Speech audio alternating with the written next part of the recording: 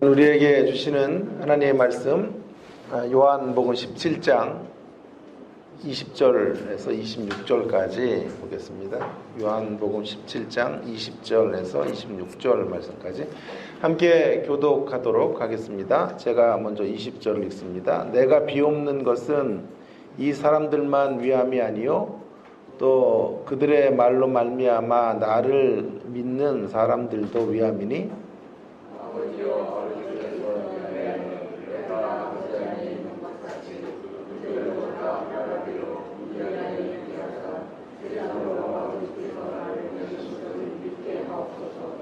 내게 주신 영광을 내가 그들에게 주었사오니 이는 우리가 하나 된 것 같이 그들도 하나 되게 하려 함이니이다.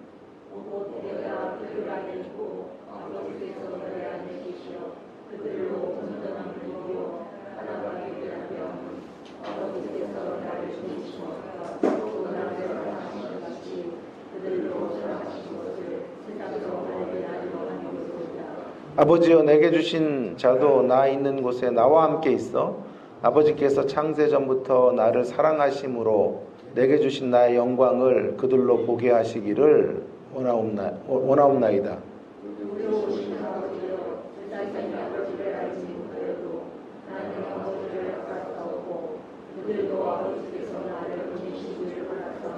함께 있습니다. 내가 아버지의 이름을 그들에게 알게 하였고 또 알게 하리니 이는 나를 사랑하신 사랑이 그들 안에 있고 나도 그들 안에 있게 하려 함이니이다. 아멘. 17장 마지막 섹션 20절에서 26절의 말씀은 이 17장이 대제사장의 기도인데요. 주로 제자들을 향해서 기도를 하셨는데 오늘 17장 마지막 섹션에서는 20절에 보시면 내가 비옵는 것은 이 사람들만 위함이 아니요 제자들만 위하는 것이 아니고 그들로 말미암아 제자들로 말미암아 나를 믿게 되는 모든 사람 모든 교인들 모든 공동체들 미래의 모든 성도들을 위한 대제사장의 기도를 주님이 지금 하고 계시는데요. 그 기도의 내용이 무엇인고 하니 17장 안에 계속 울려 퍼졌던 공명되었던 한 가지 핵심적 주제를 또 지금 강구하고 계세요. 그것은 우주적 교회의 일치 혹은 하나됨이라는 기도입니다. 우주적 기도, 우주적 교회를 향하여 전 우주적 교회를 향하여 하나 되게 해주세요 라고 하나님께서 예수님께서 그렇게 기도를 하고 계시는데요.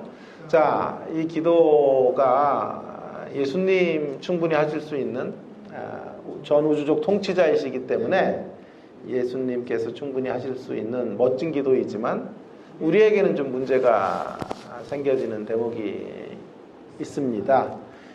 그것이 뭐냐 하면 우리가 이 기도를 따라갈 때 생겨지는 문제는 기도가 막연해진다는 거예요. 그죠? 기도가 너무 막연하지 않아요? 예를 들어 우리가 전 지구촌이 하나 되게 해주십시오. 지구촌의 하나님의 교회들이 하나 되기를 원합니다.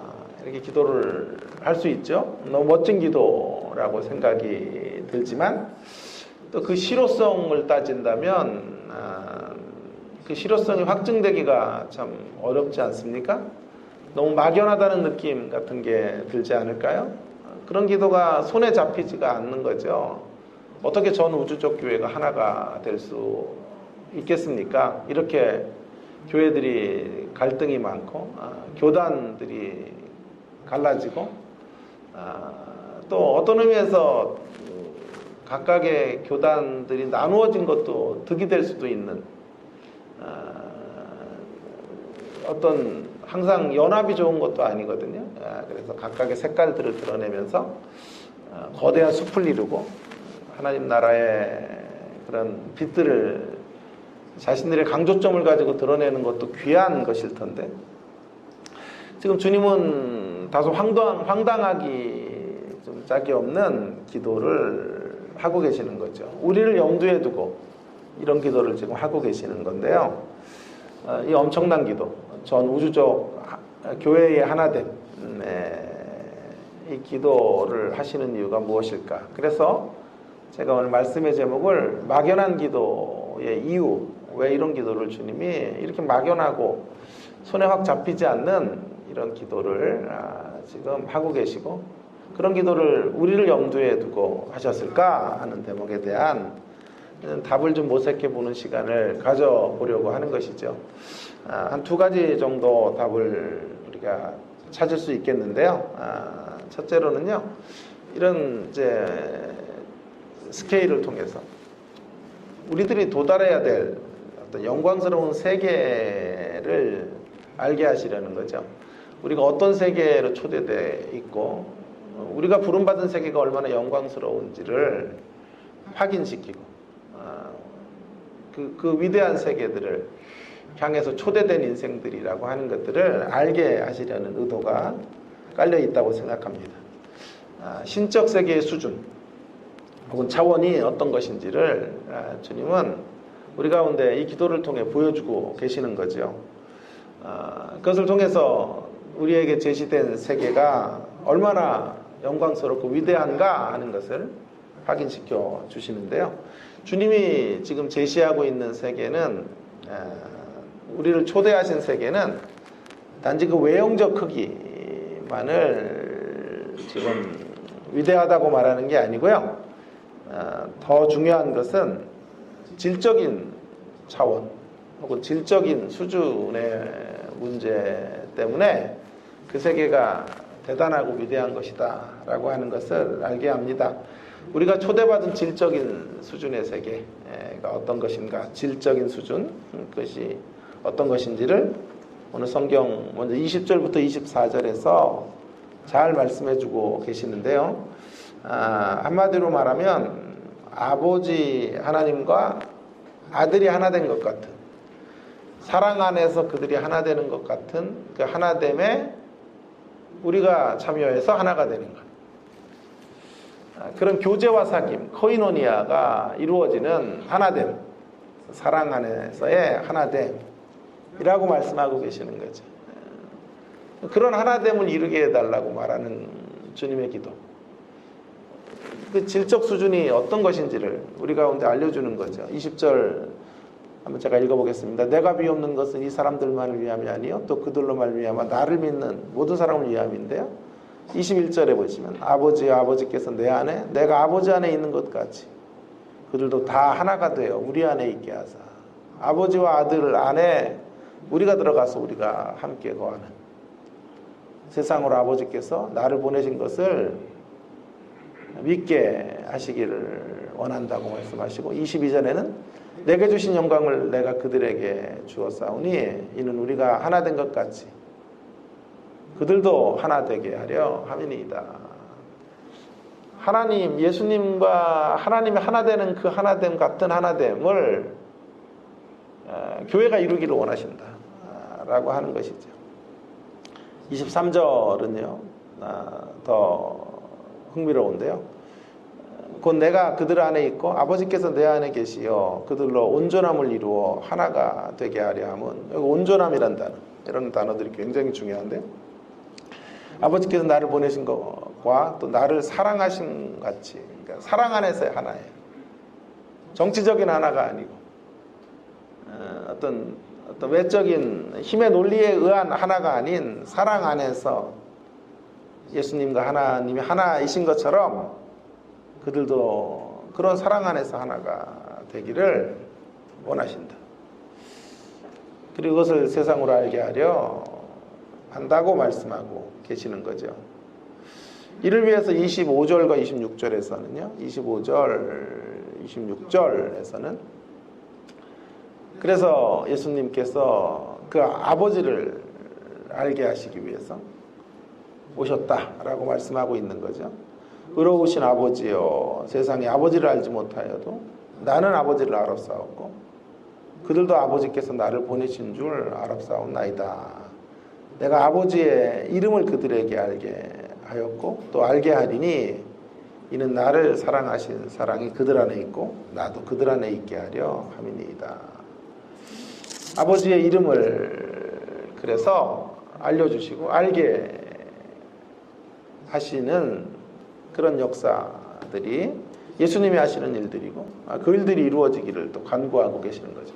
여기 아버지의 이름이라고 하는 말은 왜 이름이 강조되냐 하면 그 이름 안에 인격이 있고요, 명성이 있고 정체성을 그 이름을 통해 드러낼 수 있기 때문에, 그러니까 아버지의 이름을 그들에게 알게 하신다라고 하는 것은 아버지의 인격과 아버지의 명성과 아버지의 정체성을 주님이 알게 하시는 분으로 오신 거죠. 더 나아가서 이렇게 하나님의 세계를 알고 그 세계를 먼저 누리게 된 사람들로 인하여 주님이 기도하시는 내용은 세상이 돌아오게 되는 역사를 이루어가기를 원하시는 거예요. 그래서 먼저 된 주의 교회들을 통하여 그 교회를 증인으로 삼으셔서 강력한 증언자로 세우셔서 23절에 보시면 23절의 마지막 구절에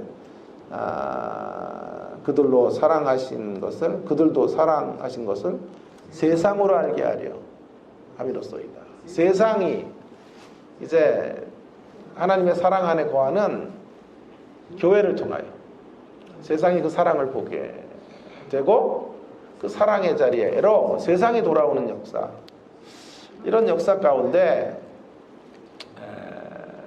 모든 교회가 쓰여지기를 원하시는 기도를 하고 있는 거죠. 여러분, 여기 말씀은 단지 교회가 연합을 하는 어떤 일치의 자리로 가는 이런 이야기를 구하는 것 같은데요. 더 깊은 결을 들여다보면 결국 우리를 향한 놀라운 계획을 지금 발설하고 계시는 거죠. 말씀하고 계시는 거죠. 우리를 향한 놀라운 계획을 우리는 여기서 보게 됩니다. 여러분, 우리가 우리 자신들에 대해서 느끼는 느낌과 상관없이 우리가 어떠한 신적 세계의 수준 가운데로 초대되고 있는가 하는 것들을 알려주고자 하시는 거죠. 전 우주적 하나됨의 사역 가운데로 그 거대한 퍼즐 속에 한 부분을 담당하는, 한 조각을 담당하는 인생들이라고 하는 것을 주님은 이 기도를 통해 말씀해주고 있는 거죠. 자, 그렇게 본다면 우리는 단지 성공적인 세상살이를 살아가기 위해서 부름받은 인생들이 아닌 거죠. 지난번에 제가 말씀드렸던 것으로 말한다면 작은 인자의 길을 우리는 사실은 가는 사람들이죠. 하나님 나라의 거대한 완성, 하나됨을 통해서 하나님 나라가 우주적으로 완성되어지는 그 사역, 그 하나님 나라 완성의 사역의 미션을 우리 가운데 나누어 주신 거예요. 그 일들을, 그 미션을 통하여 우리에게 힘겨운 일들을 부과하려는 의도라기보다는 우리를 확인시키는 거죠. 우리가 어떤 인생이고 얼마나 복된 초대의 자리에 와 있는지를 알게 하시려는 주님의 의도가 깔려 있다고 생각합니다. 저는 이 대목에서 우리 기독교 신앙이 갖고 있는 감격이 있다고 생각하고 저 안에 흥분이 있는 대목이 바로 이런 대목이라고 늘 확신하고 삽니다. 기독교 신앙을 제가 선택하게 된 것이 얼마나 복된 일인지를 이런 말씀들을 통해 다시 한번 확인하게 되는 거죠. 우리가 초대받은 자리가, 아니 초대가 아니라 우리가 환대받은 자리가 어떤 자리인지를 분명히 오늘 본문을 통해 우리는 확인할 수 있게 되는 거죠. 우리가 이 세계를 향해 살고 있다는 거예요. 이 세계를 향하여 지금 걸어가고 있다는 것이죠. 훗날 내 인생의 결산의 날에 제가 붙들고 있었던 어떤 깨달음의 한계나 내가 참이라고 알고 있었던 것들의 부분적인 수정들이 불가피한 대목이 될 수 있을 거예요. 제가 완벽한 인생이 아니니까. 그렇다고 해도 제가 부분 잘못 깨달은 대목들이 있다고 할지라도 제가 이 기독교 신앙을 붙들고 살아왔던 일에는 후회가 없어요. 후회가 없을 거예요. 어느 날 주님을 만났고, 저희 가장 위대한 역사는 주님을 만났고 제가 살고 있었던 삶의 작은 영역보다 더 넓은 세계를 보게 된 거예요. 그리고 그 세계를 의식하고 살게 된 거죠. 비록 완전하지는 못하지만 몸부림치며 그 세계의 빛을 따라서 살아가려고 했던 거예요. 그것만으로도 저는 복된 인생이라 하고 자부하고, 그것 하나 선물로 받은 것만으로도 저는 후회가 없다라고 말씀드리고 싶어요. 만일 이 세계를 눈뜨지 못했다면, 이 위대하고 영광스러운 주님이 마련해 놓으시고 우리로 하여금 걷게 하시는 이 세계를 우리가 발견할 수 없었다면 저와 여러분은 어떻게 살았을까요? 세상의 가치와 기준이 전부인 이 땅의 세계가 모든 것인 삶을 살다가 끝났겠지. 그런 세상이 전부인 삶이 무엇일까요? 생존의 삶이죠. 조금 넉넉한 분들은 풍요로운 생존,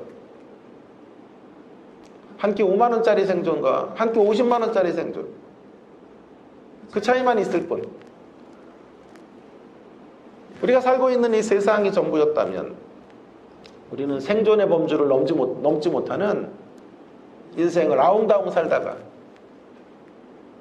쓸쓸하게 우리의 인생의 마침표를 찍을 수밖에 없었던 존재들이었죠. 그런 우리에게 주님이 다가오셨고, 주님을 만나는 순간 이 하늘의 세계를, 이 영광스러운 세계, 이 복되고 놀라운 하나님의 세계를 발견하게 된 것이죠. 그 세계는 생명의 세계인 거죠. 생존을 넘어 하늘 생명을 누리는 세계, 하늘 생명의 더 높은 차원까지 나아가는 이런 삶의 길들을 주님이 우리에게 지금 말씀하고 계시는 것, 그런 세계로 우리를 부르신 거예요. 그래서 지금 말씀하시는 거예요. 우리를 주님의 그 삼위 하나님이 나누시는 그 신적 사랑의 세계 안으로 하나가 되도록, 그 세계 안에 우리가 초대되어 사랑 안에서 하나님과 예수님이 하나 되는 그 하나됨의 자리 안에 교회가 그 하나됨을 누릴 수 있게 주십시오. 이런 기도를 하고 계시는 거죠. 그래서 후회가 없다는 말씀이에요.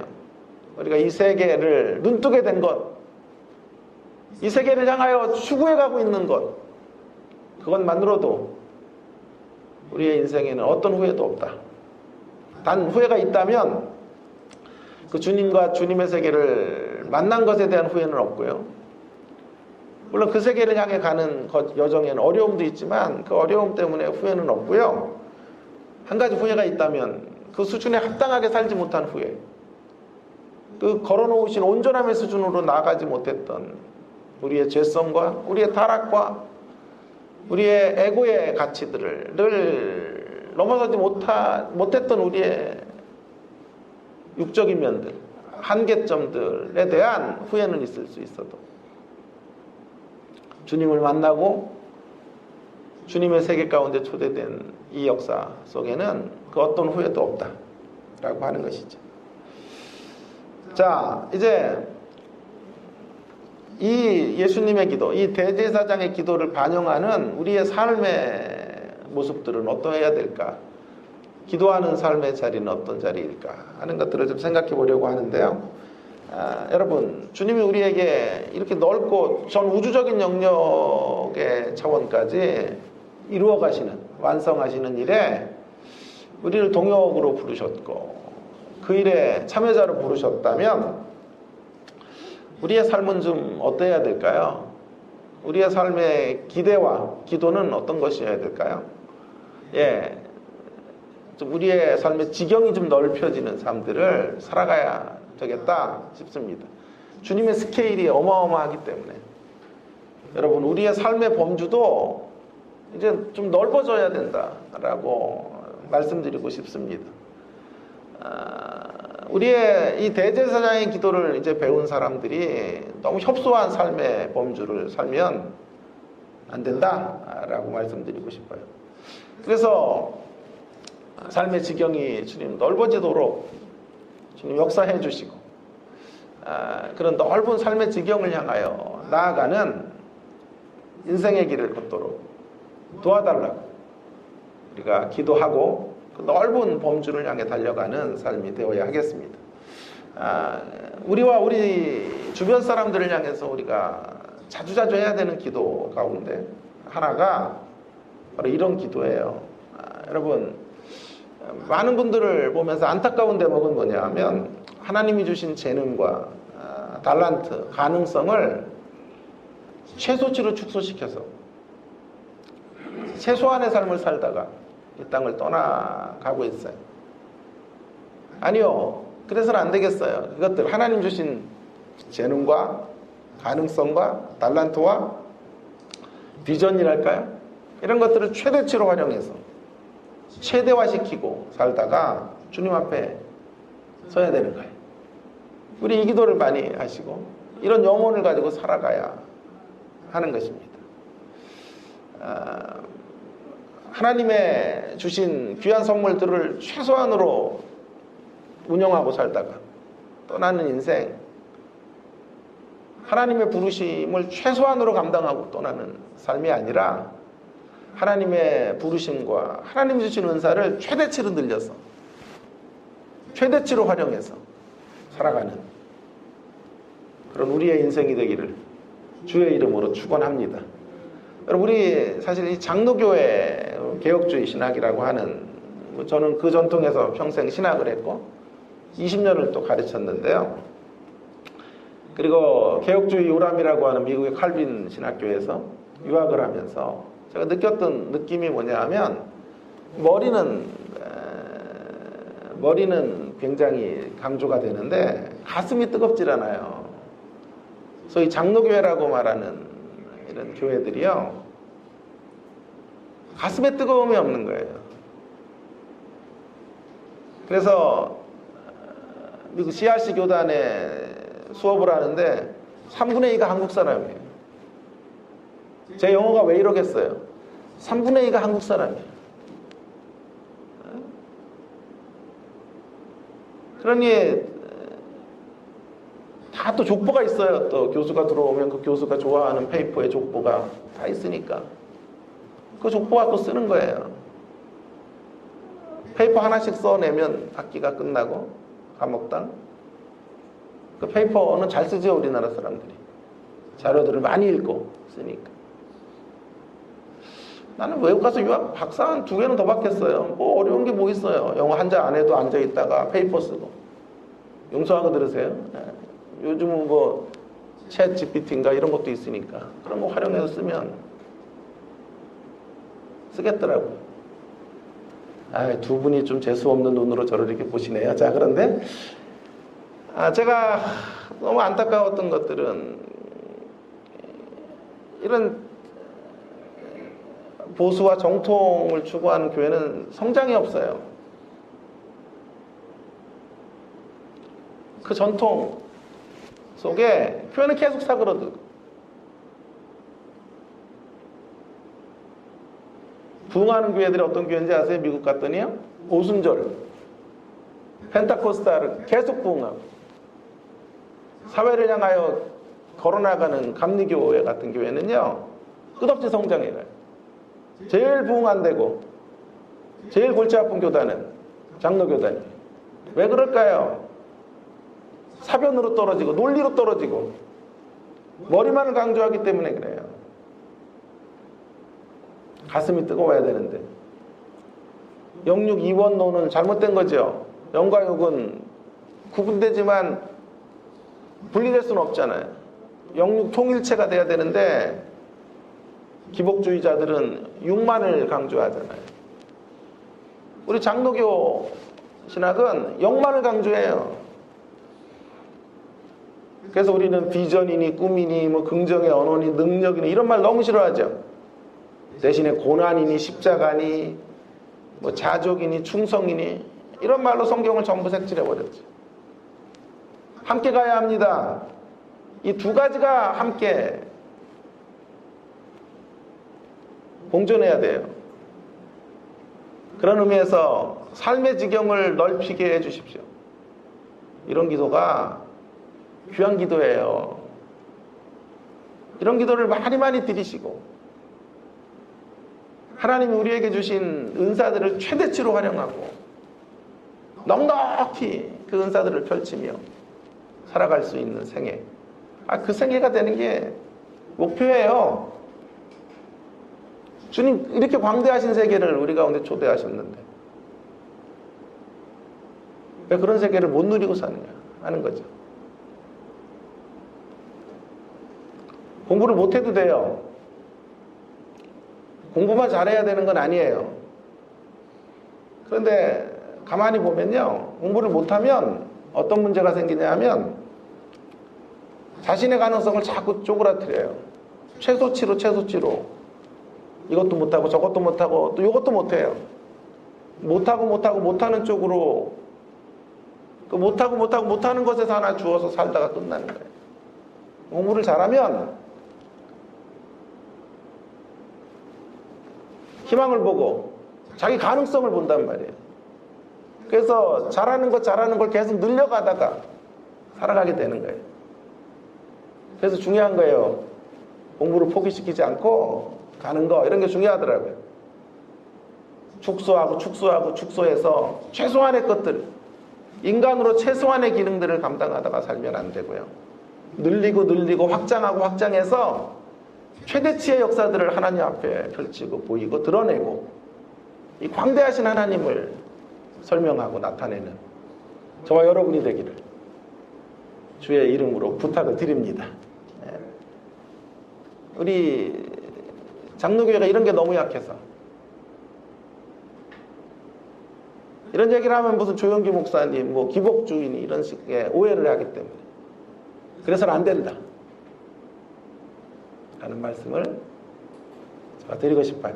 자, 우리의 가능성에 대해서 우리가 어떤 세계에 눈뜨고 있어야 되고 주님이 초대하신 세계의 수준이 어떠한 것인지, 그게 단지 영적인 문제들에게만 국한되는 게 아니고 우리 삶의 모든 지경의 문제, 우리 삶의 범주의 문제까지 다 스며들어와야 영육 통일체가 되는 것이다 라는 이야기를 우리가 꼭 붙잡고 걸어가셔야 되고 늘 하나님을 꿈꾸고 살아가야 돼요. 제가 사실은 조용기 목사님 저희 학교 전통 같은 데서는 매일 욕하죠. 교수들이 욕하고 하는데 저는 순복음교회 출신이었고 그랬다가 또 그분의 신학의 오류나 한계 때문에 비판도 하다가 다시 그분을 사랑하게 되었던 결정적 계기가 저희 학교에 이제 한번 오셨는데 파킨슨 병을 앓고 몸을 못 가르는 이런 상태로 오셨는데 사람이 둘이 부축을 해서 단위에 이제 쓰셨는데 너무 감동을 받은 거예요. 설교를 말도 어눌해서 잘 하시지를 못하는데 그런 말씀을 하시는 거예요. 나는 지금도 꿈을 꾼다. 나는 지금도 비전을 보며 산다. 내 육신이 다 소멸되는 마지막 순간까지 나는 하나님의 가능성을 믿고 지금도 5대양 6대주를 돌아다니며 말씀을 선포하고 영혼들이 변화하여 돌아오는 역사들을 마음속으로 그리고 그 일들을 이루어가기를 하나님께 열망하며 살아가고 있다 라고 말씀하시는 대목에서 제가 큰 은혜를 받았어요. 다른 교수들은 팔짱 끼고 앉아있고 그분이 가고 나서 또 수업에서 또 비판을 쏟아냈지만 저는 너무나 감동이었어요. 그분 안에도 예수가 있구나. 난 예수가 없는 줄 알았어요. 기복적 신앙만 있는 줄 알았는데 그분 안에 진짜 예수님, 자기가 죽어가는 마지막 순간까지 주님을 기대하고 소망하고 주님 안에서 사그러지지 않는 비전과 꿈을 갖고 산다는 것, 그런 인생이 있을까요? 이 땅에 그런 존재들이 얼마나 될까요? 그래서 제가 감동을 하고 얼마나 회개를 했는지 몰라요. 제가 그동안 그분을 욕했던 대목들, 비판했던 대목들에 대하여 하나님 앞에 사죄를 드리는 시간을 제가 가졌는데요. 우리의 지경이 넓어져야 하고 하나님이 우리를 더 넓은 범주 가운데 쓰시기를 늘 갈망하며 걸어가는 우리가 되도록 오늘 말씀 도전하고 있다고 저는 생각해요. 두 번째, 막연한 기도가 주는 교훈 두 번째로는요. 자, 이제 제가 그 답을 이제 드리기에 앞서 그 단어 하나의 답이 있는데요. 자, 그 설명을 좀 해보겠습니다. 막연한 기도인데요. 전 우주적 교회가 하나가 되게 해주십시오. 주님의 사랑 안에서 그 사랑이 기반이 된 하나됨, 그 자리까지 교회가 오기를 원하시는 거죠. 저와 여러분을 그 자리까지, 신적 코이노니아의 자리까지 초대하시겠다는 건데, 자, 이런 기도가 성취될 가능성이 희박해요. 지구촌의 교회들이 하나가 되는 일들이 여러분 우리의 생애 속에 이루어질까요? 하나님 나라가 최종적으로 완성되는 시점에 이루어질 거예요. 그 전까지는 불가능할 거예요. 세상은 철저하게 분열과 배제의 정신으로 살아가고 있어요. 서로의 주장을 인정하지 않아요. 나와 생각이 다른 사람의 주장은 그 주장이 옳아도 생각이 다른 사람이기 때문에 거절해요. 여당에서 아무리 좋은 정책을 마련해도 여당이기 때문에 야당은 거절하고, 야당에서 아무리 좋은 생각들을 이야기해도 야당이기 때문에 여당은 거절해요. 나와 입장이 다르기 때문에 그것들을 배척해요. 나와 생각이 다른 사람의 좋은 의견도 있을 텐데 나와 생각이 다르다는 것이 좋은 의견을 묵살해버리게 되는 근거가 되는 곳이 세상에. 그래서 타락한 곳이라고 해요. 자, 교회는 다를까요? 교회도 비슷할 것 같아요. 어느 순간에서부터인가 교회도 이 세상에 진정한 대안적 음성이 되지 못하고 대안적 갈 길을 제시하는 공동체가 아니고 진영 논리에 따라서 움직여져 가고 있는 모습을 봅니다. 늘 갈라질 이유를 찾아요. 서로 하나 될 이유를 찾기보다 서로 분열될 근거들을 찾는 것 같은 교회의 모습들을 보는 거죠. 상대가 나에게 얼마나 잘해줬느냐 보다 10가지 중에 9가지 잘해줘도요, 그 중에 한 가지 잘못해주는 것을 결정적인 분열의 근거로 삼아서 서로 갈라지는 일들이 비일비재한 것이 세상만이 아니라 교회인 거죠.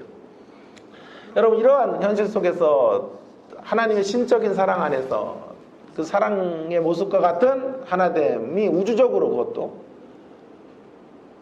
여기 강남 일대만이 아니라 서울만이 아니라 대한민국, 아니 아시아와 전 우주적으로, 전 세계적으로 하나 되게 해주십시오. 가능할까요? 이런 기도는 너무 공허하게 느껴지지 않습니까? 교단이 갈라지고 나서 하나가 된 적이 있나요? 교회 역사 속에? 정치적인 하나됨은 있었어요. 정치적인 하나됨. 힘의 논리로 합병하거나 흡수 통합되는 하나됨은 있었지만, 진정한 사랑 안에서 인격적 사랑을 기반으로 상대를 존중하는 가운데 교단이 합쳐진 적이 있었어요? 제대로 된 일치와 하나됨이 과연 있었냔 말이에요. 그런 현실 가운데 우리가 처해 있는데, 이런 현실 가운데 우주적인 교회의 하나됨을 말하는 건 너무 허무맹랑한 기도가 아닌가 싶습니다. 그래서 우린 이 기도에 대한 생각을 좀 달리 해야 된다는 거예요. 그럼에도 불구하고 주님은 신자들을 염두에 두고 교회의 우주적 하나됨의 기도를 하시는 이유가 있어요. 무엇 때문일까요? 우리로 하여금 열심히 하나 되기 위한 작업을 해라. 물론 그런 의도도 있을 거예요. 하나됨의 어떤 일들을 향해 달려가라.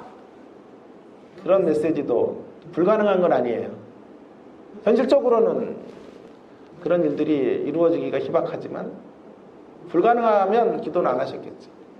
언젠가는 이루어지겠지만 주님의 의도는 거기에 사실 방점을 두고 있는 것은 같진 않아요.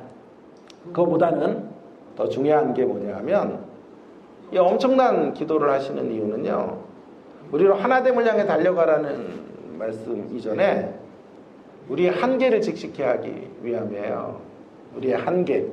답이 날마다 우리의 한계를 직시하며 살아가도록 하기 위함. 우리의 우리됨으로는 예수님의 이런 기도를 이룰 수 없어요. 성취해 드릴 수 없어요. 그걸 인정하는 사람들 되기를 원하시는 의도가 더 깊이 깔려 있는 것이 아닐까요? 자, 우리의 한계를 인정하라. 여러분, 좀 모순적이죠? 아까 제가 첫 번째 교훈에서는 한계에 도전하라 말씀드렸죠. 우리에게 주신 능력과 사명의 최소치가 아닌 최대치를 활용해라. 개발하고 발현시켜서 살아라. 그게 우리의 부르심이에요.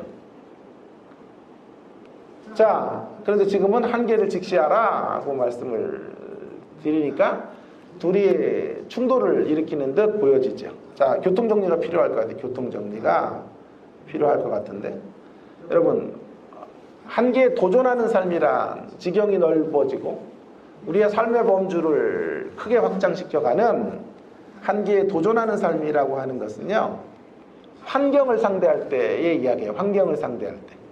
환경을 상대할 때 그 어떤 한계점 속에서도 모험을 감행해야 돼요. 안주해서는 안 되고 끝까지 완주해 가도록 달려가야 돼요. 환경과 관련해서. 자, 이에 반해서 한계를 인정하라는 말은 하나님을 상대할 때를 말씀드리는 거예요. 하나님을 상대할 때 우리가 서 있어야 될 자세를 말하는 거죠. 하나님 앞에 한없이 분수를 알고 그분을 진정한 실력자로 인정하며 우리의 한계를 고백해야 돼요.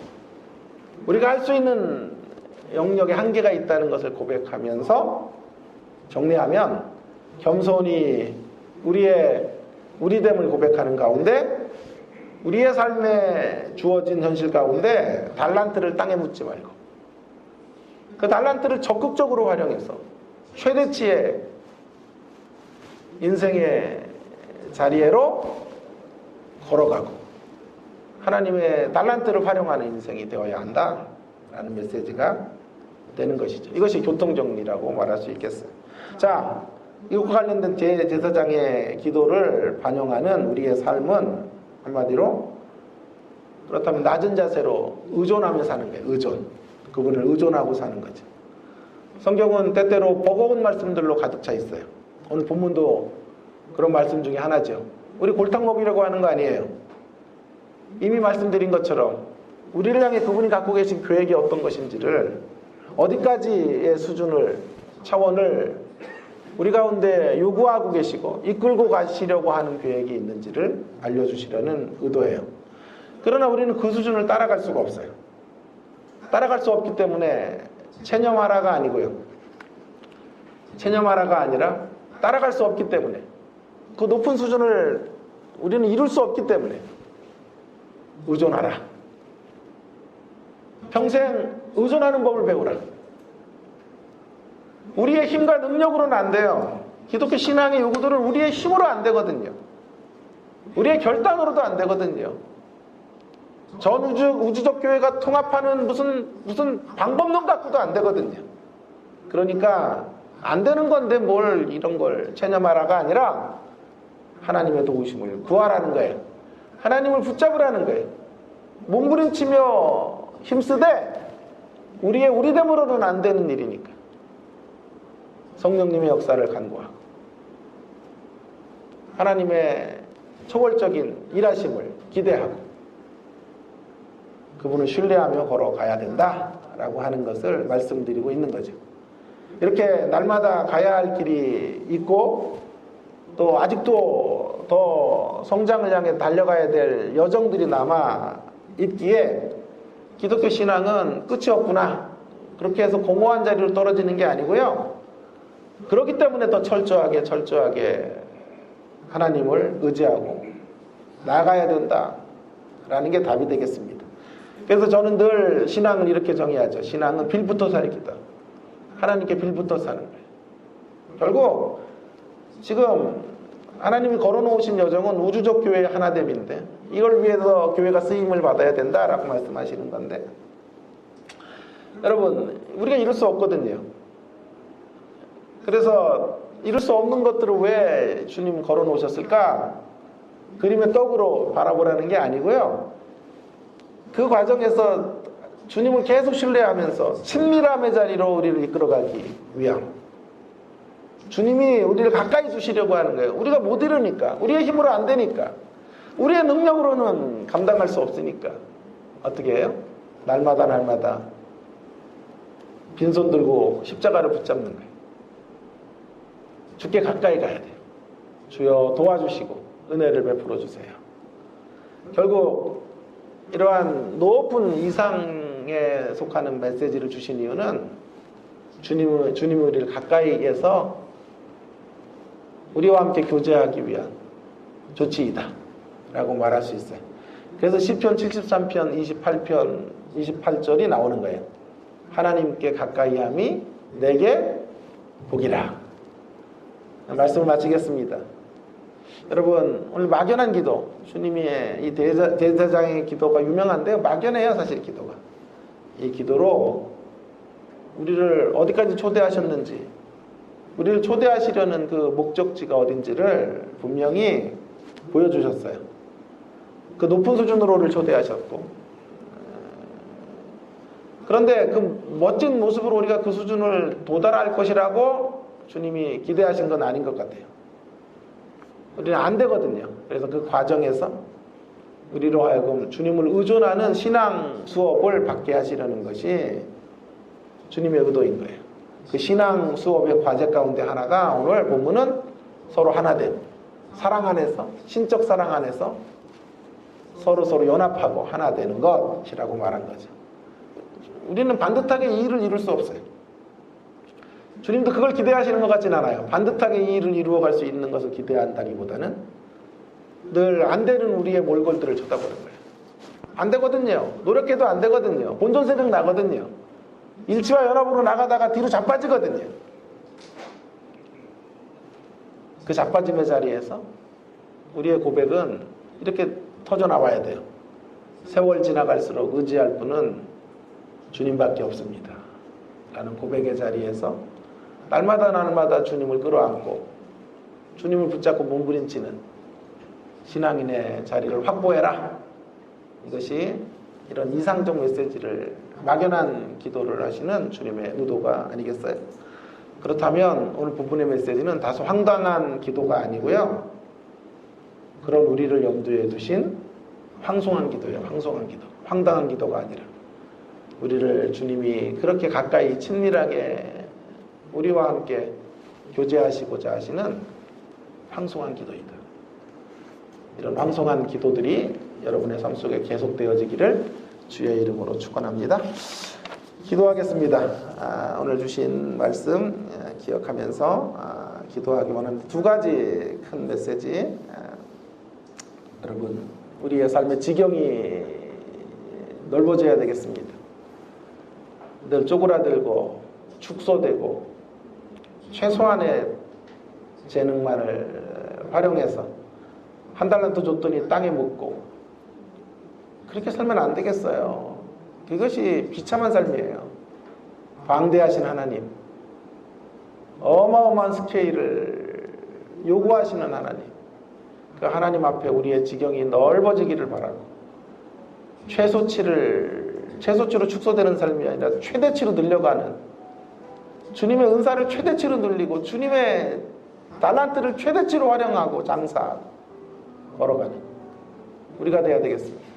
그런 우리가 되도록 우리 식구들을 위해서, 가족들을 위해서, 주변 사람들을 위해서도 그런 기도 꼭 해주셔야 돼요. 또 한 가지는 우리의 한계를 인정하고 도전하되 우리의 한계점 안에서, 하나님 안에서 우리의 능력으로는 안 된다는 고백 안에서 도전하는 거예요. 그래서 하나님을 의존하고 안 되기 때문에 하나님을 더 붙잡고 더 가까이 걸어가는. 안 되기 때문에 기독교가 사기라고 말하는 게 아니고, 안 되기 때문에 기독교 신앙이 공허하다가 아니라, 안 되기 때문에 진정한 실력자를 끌어안고 걸어가기 원합니다. 그 과정에서 주님과 가까이 가고 주께 가까이 함의 복을 누리는 우리가 되게 해주십시오. 통성으로 함께 기도하고 제가 마무리하겠습니다.